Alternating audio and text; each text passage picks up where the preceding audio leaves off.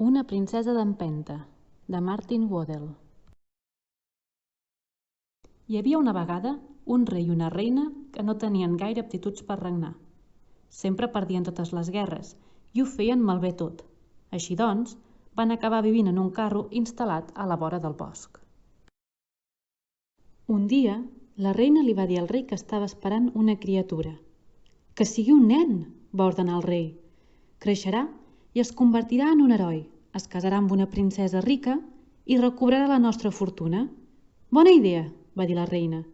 Però quan va arribar la criatura, resulta que era una nena. «És igual», va dir el rei. «Creixerà i es convertirà en una bella princesa. Faré empipar una fada dolenta perquè l'encanti i aleshores un príncep la salvarà i tots podrem anar a viure al seu castell». «Bona pensada», va dir la reina.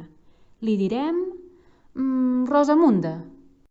La princesa va créixer i créixer i créixer fins que al final no hi va haver prou espai per ella al carro. El rei va agafar una tenda i la va plantar fora. «És hora que et casis, Rosamunda», va dir el rei a la princesa el dia que va fer 17 anys. «Sí, papa», va dir la princesa, «però aniré a arreglar-ho», va dir el rei. I dit i fet, el rei va anar al bosc fosc i espès per fer empipar alguna fada dolenta. La primera fada que va trobar no servia per a res. Era bona. Ni tan sols es va enfadar quan el rei li va dir de tot. La segona fada era dolenta, però era una principiant. Va convertir el rei en una granota, però l'encanteri va marxar de seguida. La tercera fada era molt dolenta. El rei va ser realment molt maleducat amb ella.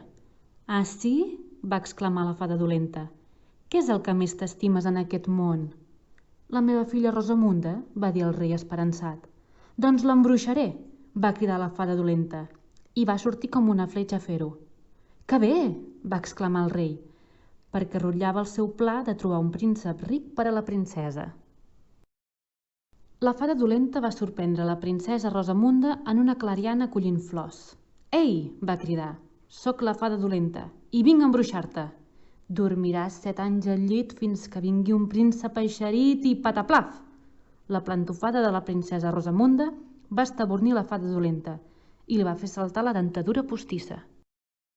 «Ets una filla infame i desagraïda, Rosamunda», va dir la reina, que ho havia vist tot. «Aconseguiré el meu príncep a la meva manera», va dir la princesa. L'endemà va demanar la bicicleta al rei i se'n va anar a buscar el seu príncep. La Rosamunda va viure moltes aventures. Va matar dracs, cucs gegants i cavallers negres. Va rescatar alguns prínceps que eren força rics, però els va abandonar perquè no li agradaven. Va fer tot el que una heroïna havia de fer, però no va aconseguir el seu príncep. En una baralla amb una bèstia de 100 caps se li va esbunyegar la roda del davant i es va posar trista i va tornar cap a casa carregant la bicicleta. «Hola, mama! Hola, papa! Hola, fada dolenta!», va dir la princesa quan va arribar a casa. «Bé, on és el teu príncep?», van dir el rei, la reina i la fada dolenta, la qual s'havia quedat a viure allà. «No en tinc cap», va dir la princesa Rosamunda. «No voldreu pas que em casi amb un babau?» «Què serà de nosaltres?», van exclamar el rei, la reina i la fada dolenta. «De què se suposa que hem de viure si tu no trobes un príncep?» «Ah, aquest és el vostre problema», va dir la princesa. «Jo no...» I aleshores va veure un cartell que hi deia «Príncep encantat, cap aquí». «Això ho faig per mi», va dir la Rosamunda amb fermesa, i es va endinsar cap al bosc. «Vosaltres ja sou prou grans per espavilar-vos tots sols».